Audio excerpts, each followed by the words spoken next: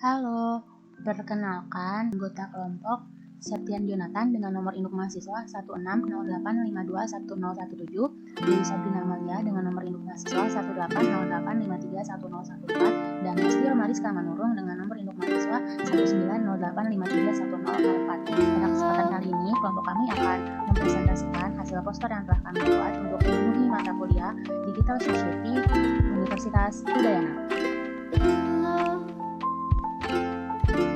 Pada tahun 2020 ini banyak sekali kita mendengar kata pertama kalinya kuliah online dengan menggunakan aplikasi Webex, pertama kalinya ingin bertemu teman harus menggunakan visual video, pertama kalinya belanja online harus diutamakan, hingga pertama kalinya para penimbun masker dan hand sanitizer merasa rugi di sana.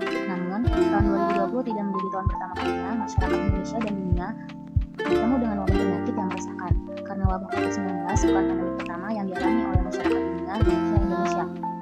Dilansir dari Detiknet bahwa sekitar 100 tahun yang lalu pernah juga terjadi pandemi, yaitu flu Spanyol pada tahun 1918. Faktanya, flu Spanyol ini menjadi Great Influenza Pandemic yang terjadi pada tahun 1918 hingga tahun 1920 di seluruh dunia. Jeffrey Kataubenberger dan David M. Morens dalam risetnya pada tahun 2006 juga mengatakan bahwa influenza tahun 1918 sebagai ibu dari segala pandemik yang menyebabkan sekitar 50 juta orang tewas di seluruh dunia. Namun, hal ini tidak juga menjadikan kita hanya pasrah dan patah semangat dalam menghadapi wabah virus ini. Virus corona sendiri masuk di Indonesia khususnya, yaitu pada Senin 2 Maret 2020. Pada waktu itu, lewat pesan dari Presiden Joko Widodo yang mengumumkan adanya 2 orang Indonesia yang positif terjangkit virus corona.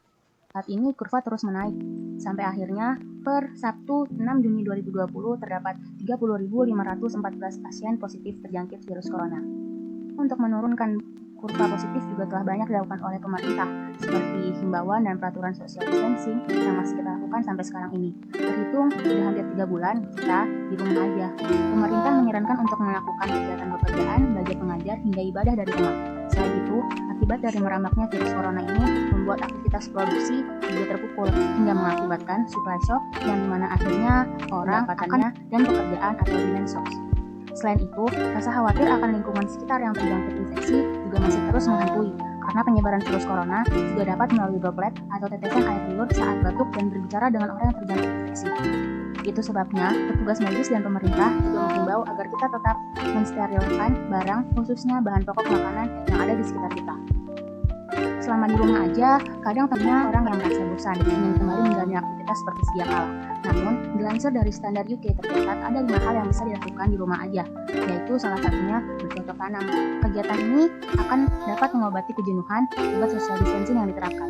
Namun, bagaimana nasib masyarakat yang tinggal di apartemen tinggi atau tidak memiliki lahan luas pribadi? Apa masih bisa untuk merasakan hasil tanamnya sendiri? Jawabannya ya tentu bisa. Kami dari kelompok 42 mata kuliah Digital Society Universitas Udayana Green Zone sebagai zona aman untuk titip tanam.